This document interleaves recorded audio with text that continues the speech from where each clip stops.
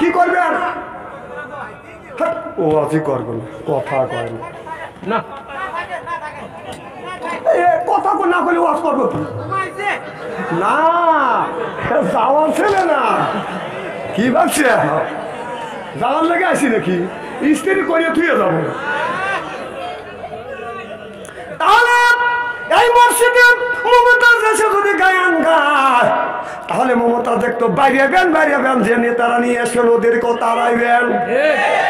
তাহলে আপনারা যদি তাই করেন, মমতাজ যদি বাইরে না নেতা নেত্রীকে যদি তাড়ান, তাহলে বাংলাদেশের বড় মসজিদ জাতীয় সংসদ, সেই সংসদে মমতাজের মতো নর্তকী বাদাম ড্যামেজ দেওয়া আমাদের জাতীয় সংসদটা নষ্ট করছে। জনগণ ঠিক কিনে?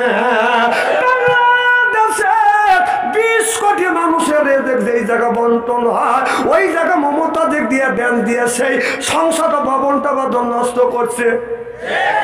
সেই মমতাজ এমন উল্টা পাল্টা নাচ দেখাইয়া দেশ থেকে পালাইছে। আমার বহুবু মমতাজ কোথায় পালাইছে? এই আমার বহুবু মমতাজ কোথায় পালাইছে? উল্টা পাল্টা নাচ দেখাইয়া সংসদ নষ্ট কইরাছে।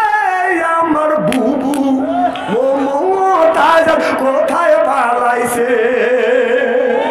কোথায় রইলেন কাদের কাকা কামরুল ইসলাম হাসান দাদা?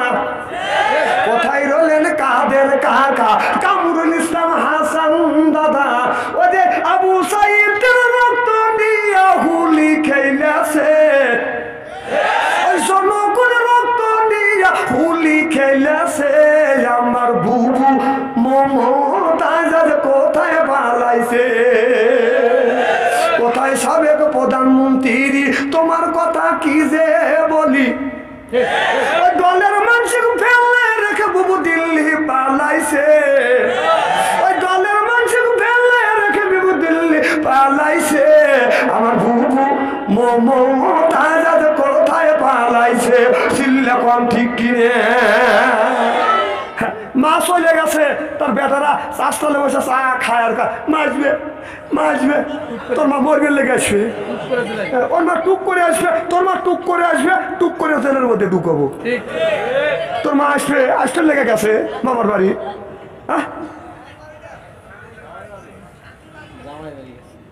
না, কথা তো আপনাদের ফালা দেওয়া কথা না। ওরা তো টক্সের মধ্যে বলছিল যে ভারতের সাথে স্বামী স্ত্রী সম্পর্ক। তাহলে বোঝা গেল ওদিন আমরা বিশ্বাস করি নাই, এখন দেখলাম যে পাত্রী নেই। কে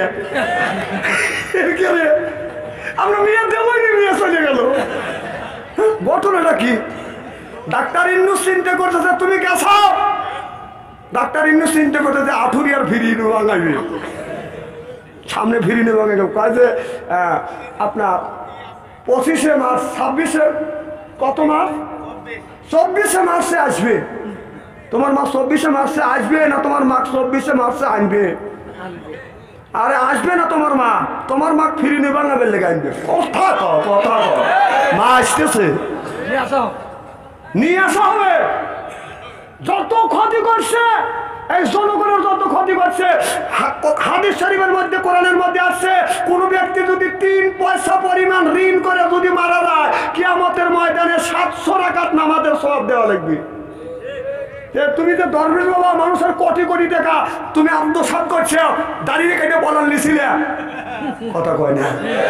এ খালি দেখলি কইছে কেন হবে, হবে কইছে না, তাও খেলা হবে। এই কথা বাড়ি করছে যিনি 70 রাকাত তাহাজ্জুদ নামাজ পড়ে।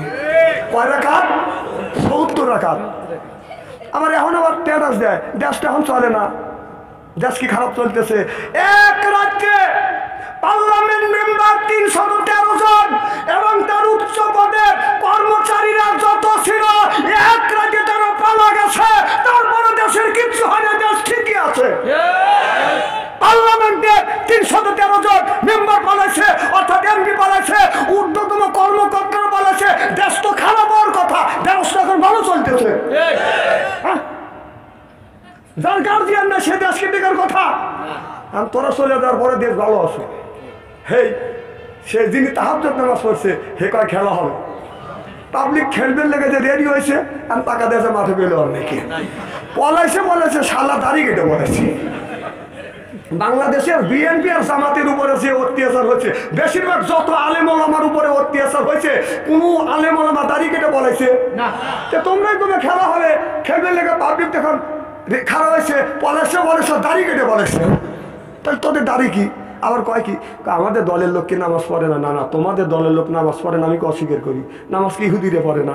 দাড়ি কি ইহুদিদের নাই? তোদের দাড়ি আর ইহুদিদের দাড়ি, তোদের নামাজ আর ইহুদিদের নামাজের মধ্যে কোনো তফাৎ নাই কে? আর যদি তোরা প্রকৃতপক্ষে নামাজ যদি এত মানুষের খাতি 70 টাকা তুমি তাহাজ্জুদ নামাজ পড়ো, জীবনে আল্লাহ নবী পড়ে না কে? ভাই রাগ করতেছে? না না ভাই ঠিক আছে, খারাপ লাগতেছে নাকি? এখন তারেক জি আসবে, এই দেশ চালাবে। এখানে ডক্টর শফিকুর রহমান দেশ চালাবে। আমাদের ভাইয়েরা, মুসলমান ভাইয়েরা, আল্লাহর হাবিবের বিয়ামদেরা ভালো করে লক্ষ্য করে শুনুন বাজান, আমলে নিয়তের কথা শুনতে হবে।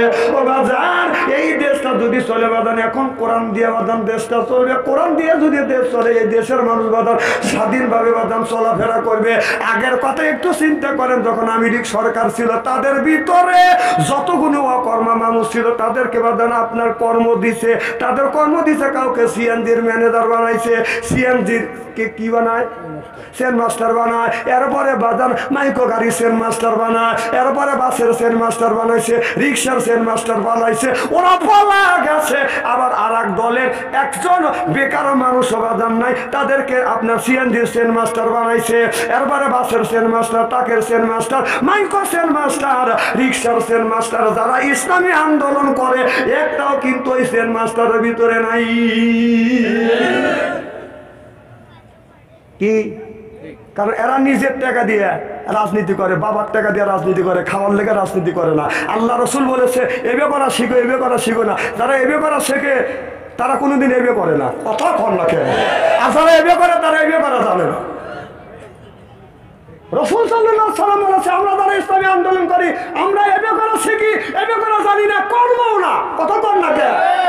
এবার সামনে বাংলাদেশ, এবার আপনার সব দল অংশগ্রহণ করবে, ভোট হবে, সুস্থ ভোট। সুবহানাল্লাহ জোরে কর। আমার ভাইরা, আমার ওদিকে যেতে চাই না।